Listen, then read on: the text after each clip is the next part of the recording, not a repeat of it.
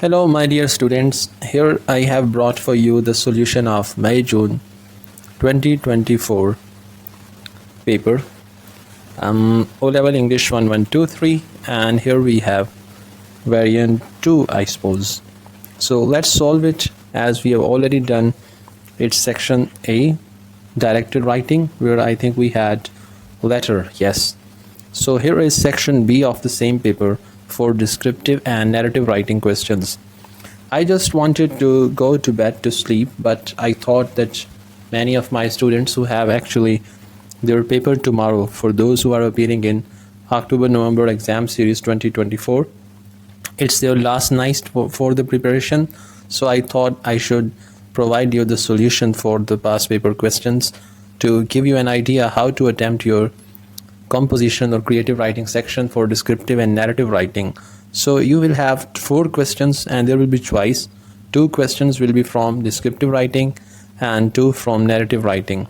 And out of these 4 questions, you just have to choose one for 25 marks.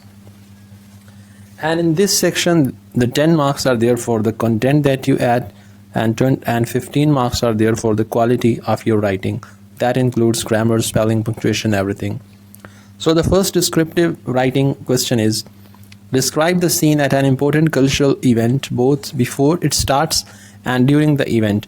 Now you have to give a good description in half of your content about before the cultural event starts, how is the anticipation and things before it. And also when it begins, you also have to describe the picture during the event, but not after it or not how it ends. So before the cultural event begins, the venue is imbued with a sense of quiet anticipation.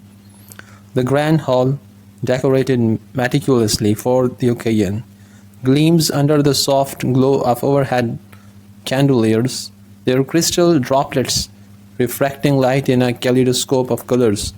Rows of elegant chairs, all neatly arranged in perfect symmetry, await the arrival of the guest. The plush upholstery adding a touch of opulence to the scene. A faint scent of freshly polished wood mingles with the faint floral fragrance of bouquets strategically placed around the room. Their blooms, vibrant and rich, promising a visual feast for those soon to arrive. Outside the hall, a small team of organizers can be seen, making last-minute adjustments, their movements brisk yet measured. They murmur softly to one another, ensuring every detail is in place. Tables lined with programs rest at the entrance, each booklet printed in gold and silver, reflecting the prestige of the event. The gentle hum of microphones being tested echoes through the now still air, punctuated by the occasional rustle of curtains being adjusted, or the clink of glasses being arranged at the refreshment stand. So in this way, you describe all the details, what's going on before the event begins, in a very natural and realistic way. These are the general things that of course happen whenever there is an event that is going to start. So, or the clink of glasses being arranged at the refreshment stand. In these quiet moments, the venue feels almost suspended in time, a canvas waiting to be filled with the vibrancy of the impending celebration. As the doors open and the event begins, the atmosphere transforms. The once quiet hall is now a whirlwind of activity, filled with the sounds of footsteps, chatter, and laughter. Guests dressed in traditional attire, representative of various cultures and regions, sweep into the hall, their brightly colored garments adding splashes of vivid red, gold, and green to the once neutral setting. The air is thick with the scent of perfumes, mingling with the delicate aroma of incense that wafts through the hall. So you see the scent of perfumes mingling with the delicate aroma of incense that wafts through the hall. So there is now the imagery, or you would say there is a vivid detail that appeals to our sense of smell.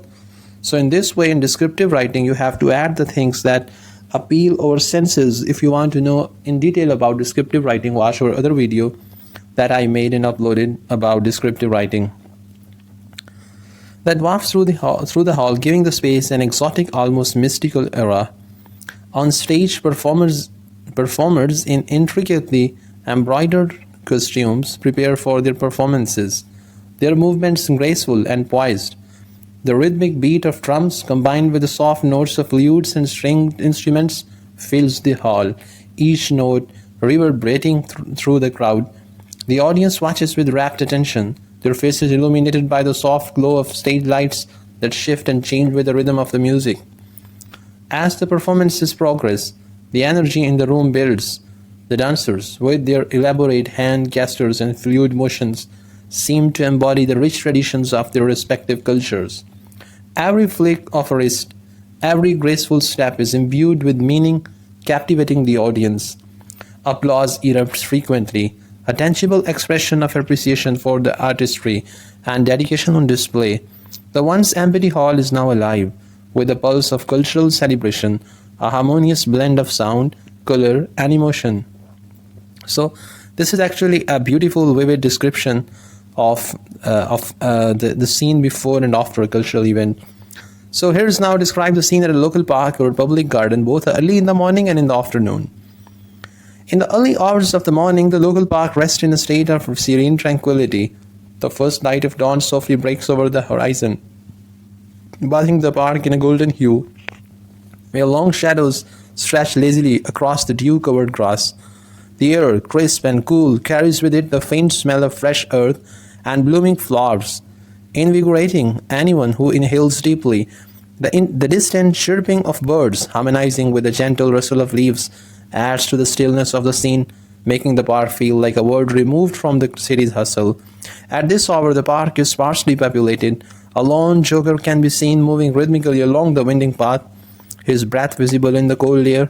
The rhythmic crunch of gravel beneath his shoes breaks the quietness, yet adds to the peacefulness rather than disrupts it.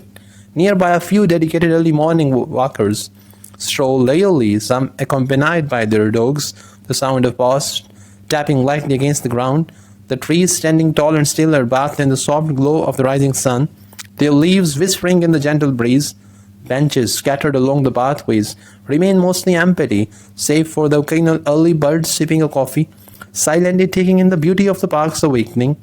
As the morning fades and the afternoon sun ascends to its zenith, the park transforms into a lively hub of activity. The soft golden light is replaced by the bright, warm rays of the sun, making the greenery appear more vibrant, and the once cool air is now filled with the warmth of midday. The park, previously calm and quiet, now hums with life. Children run freely on the open grass, their laughter echoing through the air as they chase after balls, kites, and each other. Groups of friends occupy picnic blankets under the shade of large trees, sharing food, stories, and smiles. The pathways, once barely trodden, are now bursting with families pushing strollers, cyclists weaving carefully between pedestrians, and couples walking hand in hand. The once empty benches are now filled with elderly men and women, watching the world around them with quiet contentment, their conversations punctuated by the occasional bird song or bark of a dog. The soft breeze sweeps through the park, rustling the leaves and providing a brief respite from the sun's heat. Squirrels dart playfully between trees, their movements swiftly and jerky, while birds, now louder and more abundant, flit about, diving from branch to branch. The afternoon brings with it an energy that contrasts sharply with the calm of the morning, yet both moments are equally mesmerizing, showcasing the park's dynamic, ever-changing beauty. So you see how beautifully he ended actually his descriptive piece of writing with such a remarkable closing sentence. Thanks for watching.